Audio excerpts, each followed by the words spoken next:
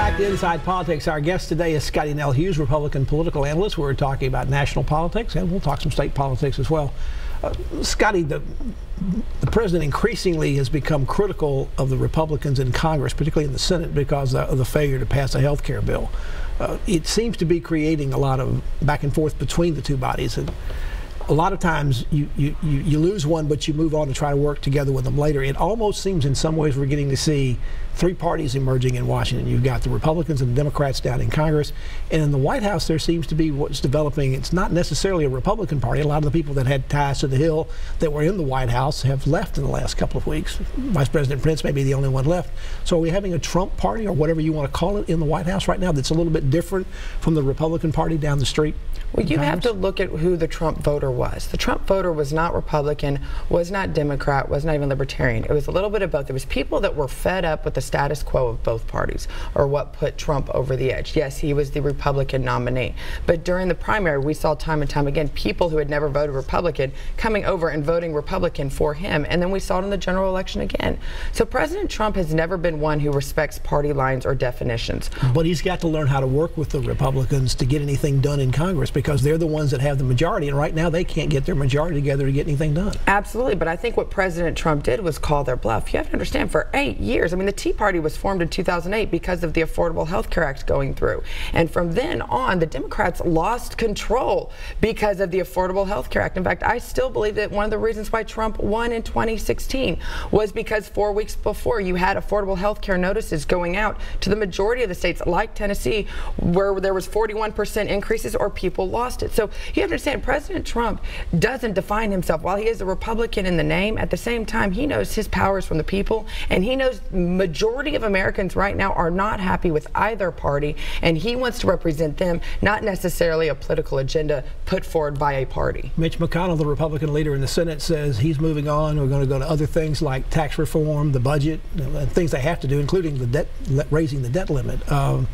So what's going to happen is, how can the president force Congress to go back and do anything about health care, or for that matter the vice president? He said the two of them together were going to get it done. He's not going to have to force them to do anything. The American voter is going to force them in these 2018 elections. Now granted, if Republicans lose control or lose any House seats, so they're going to try to blame. So you think it'll be 2019 before health care comes back up in the Congress? I hope not. If Republicans want to win in 2018, they're going to have to put a plan together. Supposedly they passed one in 2014 unanimously, but I guess the paper was worth about as much as this is right here, because they didn't try to pass that same bill again. Well, so they knew it was going to get vetoed at the White House then, and they didn't have to worry about what was in it necessarily, because it was never going to become law. Well, that's the whole point. So did you just waste our dollars? It's kind of like telling your employee, go to work every day just to give me something to make my desk look full in paperwork. Well, Senator Lamar Alexander is trying to bring Democrats and Republicans together to do a temporary fix, at least to keep the insurance exchanges going forward. Now, the president wants to perhaps cut off the money that will completely implode those exchanges. Are the president and President Trump and Senator Alexander heading on a collision course about this when they come back in September? Absolutely. I think they could. But one thing the president did actually put out there, whether it was just a proposal or something he's seriously thinking about, that Congress themselves will lose their health care plans like the majority of Americans are having to deal with right now, or they'll have to start paying for it, and hold them responsible to the same plan that Americans are having to deal with. Maybe then they'll actually come up with a solution. And like I said, all that President Trump did was call their bluff. For 8 years, Republicans, you ran on the fact of repealing and replacing the Affordable Health Care Act. What else were you working on in these study sessions? What else were you doing? What else were we paying you more than the majority of Americans make? And that's what President Trump said. They are on a collision course. I do believe that one part of this the plan that failed, I do believe it failed because of Republicans. It failed because of John McCain and others that people, sometimes we want to put their vote over on the Democrat side. The one issue that they keep missing that I think the majority of Americans would believe in is competition. Let's actually make interstate competition for insurance policies. Make it more like a business. And I think across the board people would get. But we will lose in 2018 if we hold off this not talking about affordable health care. Another problem the White House has are all these leaks that keep going on. And this is not new. Presidents have had this problem before. It may be slightly more intense and numerous in this particular administration. The president first brought in Scaramucci to try to do something about that. That didn't work very well in his roughly 2 weeks, less than 2 weeks that he was there. Now John Kelly is the new chief of staff coming in to do that.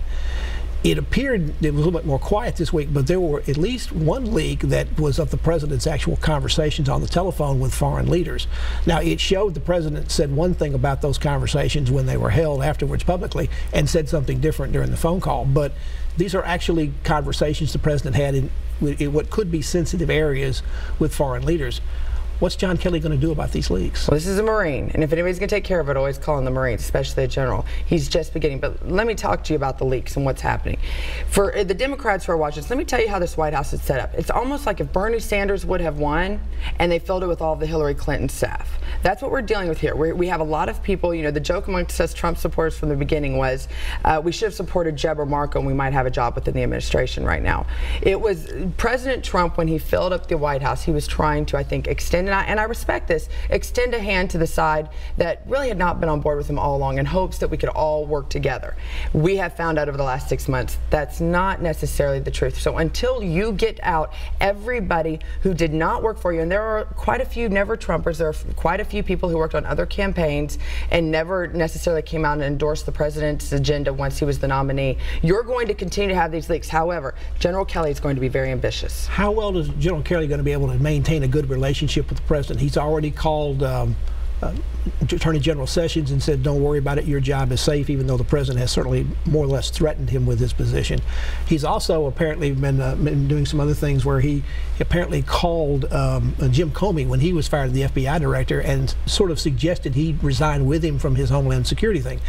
Those are two things that are very different from where Donald Trump feels. Can they continue to build a positive relationship based on those two telephone calls? Absolutely, because I know President Trump, I know his history. He respects action and hardcore solutions. So I do, and he knew this going in. He saw the results. He wants to see results. So if the leaks stop, and I think what you're seeing right now is the general establishing himself as the person that you have to go through in order to get to the president, so the president can focus on an agenda. That all communication, including the Trump children. We're going to see outside of family dinners that happen on, you know, whenever and President Trump's about to take a 2-week vacation. Most presidents in the past have taken the entire month off of August.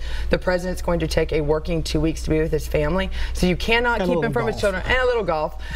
He needs to work on it. It's been a while since he's worked on his golf game. But I really do think that, this is a good move for the White House. It is needed. But the problem is, until you clear out everybody that was never a part of the Trump's agenda in the first place or was for it, you're going to still continue to see problems like this happening. Scottie Nell Hughes is our guest. She's a Republican political analyst. We've been talking about national politics. When we come back, we'll start talking about state politics, particularly the governor's race next year.